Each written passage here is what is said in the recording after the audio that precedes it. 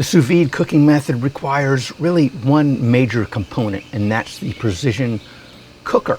And what that does is it sits in the water, it brings the water in, heats it, and then recirculates it out. And it's got a thermostat built in, so it will maintain the temperature that you have set on the cooker itself. Now, I do have a fancy container that my cooker sits on. Before I had that, I just used a large stock pot that was large enough to hold the cooker and allowed me to, place whatever food I was cooking.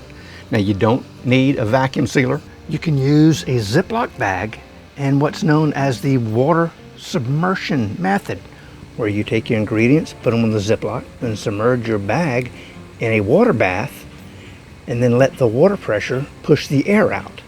Then you zip the top, and voila, you have a Ziploc sous vide bag. But I think if you're a fisherman, you might want to look into one, because man, I tell you what, being able to vacuum seal and freeze your catch, obviously we always want to cook and eat fresh, but sometimes that doesn't always happen. But no, the vacuum sealer is a great product to have, not just for sous vide, but everyday fishing. That noise just meant it's time to pull out our sous vide, I hear you, shrimp and scallops.